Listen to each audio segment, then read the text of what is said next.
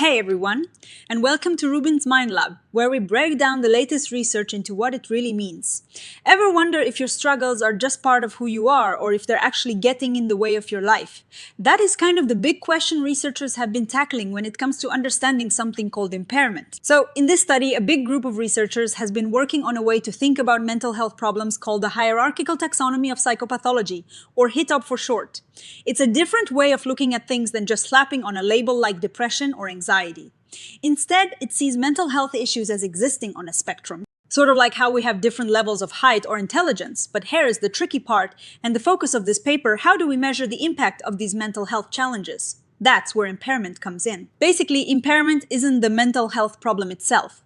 It's the trouble that the mental health problem causes in your life. Think of it like this. Having a sore leg is the problem, but not being able to run a marathon because of it is the impairment. The researchers wanted to create a clear way to measure this impairment, making sure it was separate from the actual symptoms of psychopathology. They're very clear that psychopathology and impairment are not the same thing.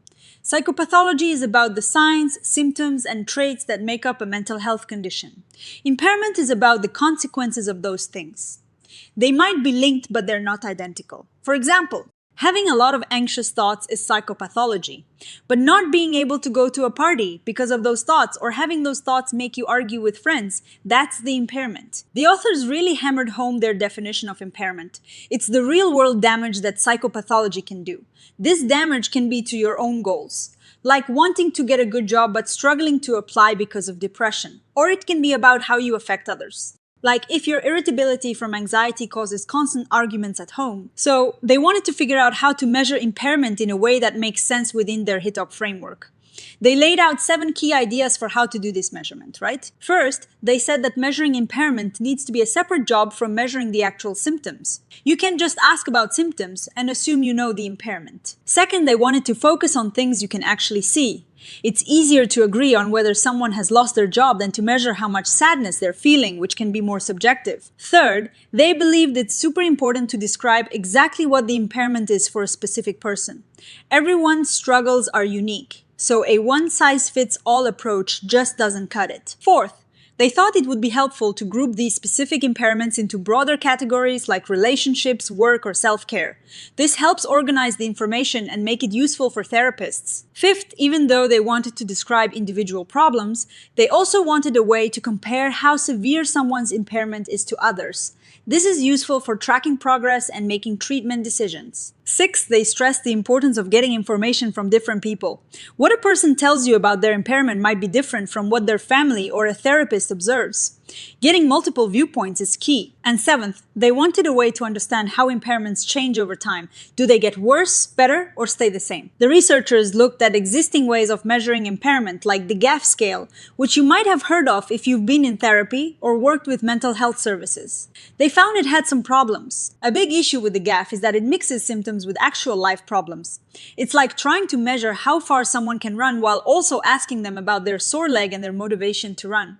It's hard to tell what's causing what. They also looked at the WHO 2.0, which is a good tool for measuring impairment across different health issues.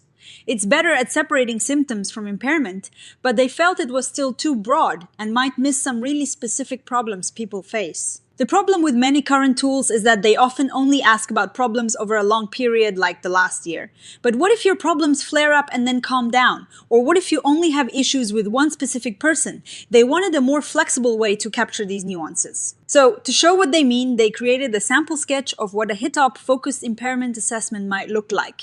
Imagine a form with different sections like relationships, work, and self-care.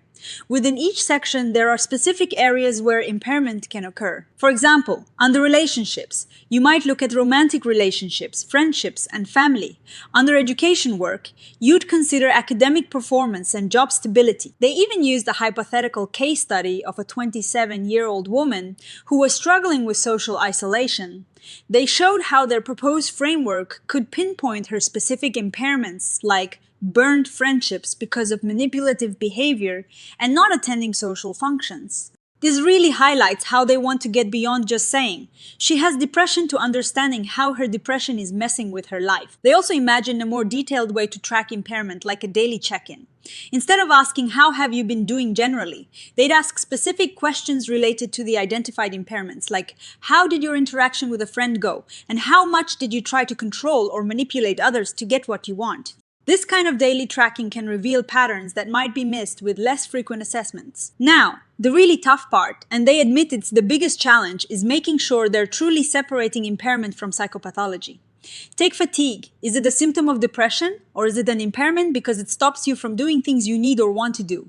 It's a blurry line. They also discuss the tricky area of subjective distress, like feeling unhappy or anxious.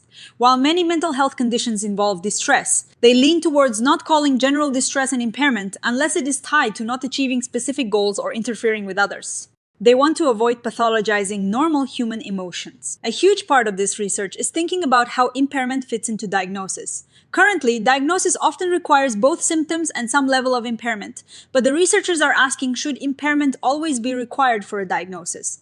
What about people who have significant symptoms but are managing to function, okay? Or those who are struggling a lot but don't quite meet the symptom threshold? They explore the idea that if someone has a lot of psychopathology but isn't impaired, maybe we shouldn't diagnose them.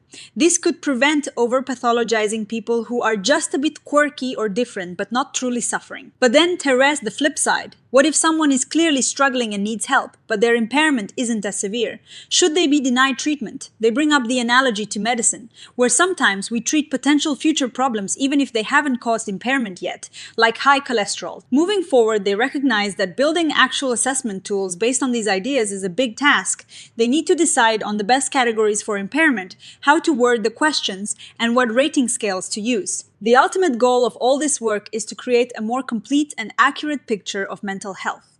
By separating and clearly defining impairment, they hope to improve how we understand, diagnose, and treat mental health conditions, making sure that treatment focuses not just on symptoms, but on helping people live fuller, more goal-oriented lives. It's about understanding the real world impact of mental health, and that's something we can all relate to. So, what does this all mean for us? It means that the science of mental health is constantly evolving, trying to get better at understanding the whole person. It emphasizes that when we talk about struggles, it's not just about the internal experience, but also about how those experiences affect our ability to live the lives we want and to be good members of our communities. They're pushing for a more nuanced and personalized approach, which is pretty exciting. What do you all think about the difference between psychopathology and impairment? Does this way of thinking about it make sense to you? Let me know in the comments below. And if you found this breakdown helpful, please give this video a like and subscribe to RUBIN'S MindLab for more science explained simply. Well, see you in the next one.